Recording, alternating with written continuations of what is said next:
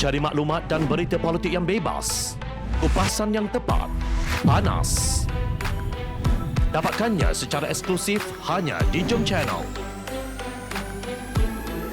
Komitmen kami, pentasan berita Isnin hingga Jumaat.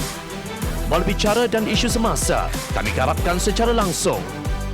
Panel-panel berkaliber dan profesional. Interaktif, pandangan anda kami raikan.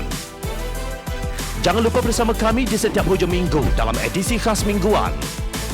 Jom Channel, moving forward, sharing a new experience.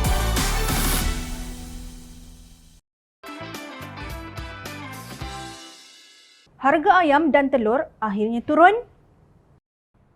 Kabinet pada 9 Februari lalu dilaporkan bersetuju memberikan subsidi 60 sen per kilogram kepada penternak ayam dengan mengambil kira harga ayam hidup di peringkat ladang sebanyak RM5.90 per kilogram dan harga runcit ayam bulat standard RM8.90 per kilogram. Menteri Pertanian dan Industri Makanan Datuk Seri Dr. Ronald Kiandi dalam kenyataannya berkata, Jemaah Menteri turut bersetuju memberikan subsidi sebanyak 5 sen bagi setiap biji telur semua jenis kategori. Tempoh pemberian subsidi adalah mulai 5 Februari hingga 4 Jun depan iaitu sepanjang tempoh pelaksanaan skim harga maksimum keluarga Malaysia. Katanya, menurut Ronald, tujuan pemberian subsidi adalah untuk meringankan beban penternak susulan peningkatan kos terutamanya kos makanan yang meliputi 70% daripada kos pengeluaran selain kos logistik, kos pekerja, kos utiliti dan kos ubat-ubatan. Beliau berharap langkah intervensi kerajaan melalui pemberian subsidi kepada penternak dapat menstabilkan kembali bekalan serta rakyat dapat membeli ayam dan telur dengan harga berpatutan. Benarkah harga ayam dan telur sudah turun? Carian Jom Channel mendapati pada 10 Februari harga ayam dan telur yang dikeluarkan oleh Fama masih tidak berubah. Contohnya, ayam proses standard harganya di Johor Bahru ialah RM9.10 per kilogram, sementara di Kota Star RM8.90 per kilogram. Bagi harga telur grade A, harga sebiji di Johor Bahru dan Kota Star sama sahaja iaitu 43 sen. Beberapa media melaporkan bahawa harga dedak ayam telah meningkat. Justru penternak ayam dikatakan terpaksa menaikkan harga ayam dan telur untuk mengelakkan kerugian. Maknanya subsidi 60 sen itu tidak memberi kesan kepada harga ayam kerana peningkatan harga dedak. Kerana itu kerajaan harus memberi subsidi kepada pembekal dedak pula disebabkan bahan tersebut diimport dari negara luar. Dalam pada itu, media melaporkan bahawa penjual ayam tidak dapat mematuhi harga siling ditetapkan kerana mereka menerima ayam segar pada harga yang tinggi. Peniaga menerima harga ayam segar RM8.10 sekilogram yang merangkumi kos pengangkutan sebanyak 50 sen setiap kilogram. Sebelum ini, peniaga tak dikenakan kos pengangkutan. Bagaimana peniaga nak jual ayam segar pada harga RM8.90 sekilo sedangkan harga ayam sampai pun sudah RM8.10? Kata penjual seperti dipetik Berita Harian pada 6 Februari iaitu sehari selepas subsidi diberi kepada penternak.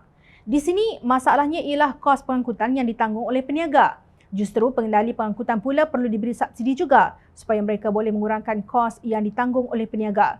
Justru harga ayam dan telur bukan hanya ditentukan oleh bahan yang terbabit dalam pengeluarannya seperti dedak dan ubat-ubatan tetapi juga fasiliti yang digunakan untuk sampai ke pasar.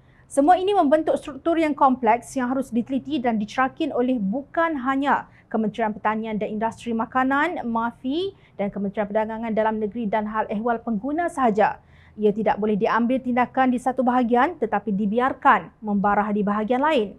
Ketika pentadbiran Pakatan Harapan pada tahun 2019, Menteri Kewangan Lim Guan Eng dipersalahkan sebagai antara penyebab pertumbuhan ekonomi Malaysia yang rendah.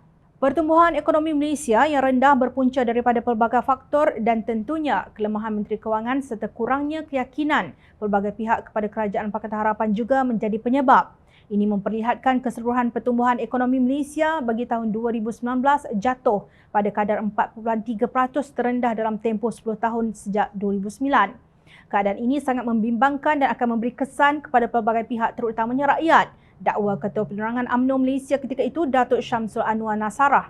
Kononnya, Malaysia kini dalam keadaan lebih baik kerana pertumbuhan ekonomi negara akan mencapai antara 5.5 dan 6.5% tahun ini, selaras dengan unjuran tabung kewangan antarabangsa iaitu 6% dan Bank Dunia yang meramalkan 5.8%. Namun, sekarang ketika rakyat dihimpit dengan kos sara hidup yang tinggi sehingga harga ayam dan telur pun kerajaan tidak boleh kawal, di mana Syamsul Anwar yang kini sudah menjadi pengarah komunikasi Barisan Nasional takkan cuma nampak kuman di seberang lautan tapi buta ada gajah di hadapan mata.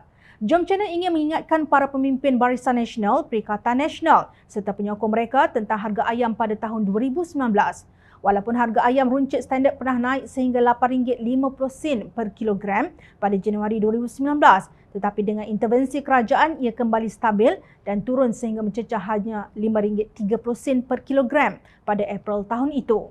Apa artinya pertumbuhan yang tinggi jika tidak dinikmati oleh rakyat? Siapakah yang menjadi mangsa berikutan dasar kerajaan yang tidak ada hikmah dan sinergi ini?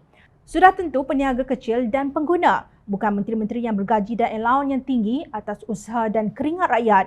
Malangnya rakyat pula yang terus menderita kerana kerajaan dipegang oleh gerombolan kakistokrat yang tidak mendapat barakah kerana mengkhianati mandat rakyat pada pilihan raya umum ke-14 lalu.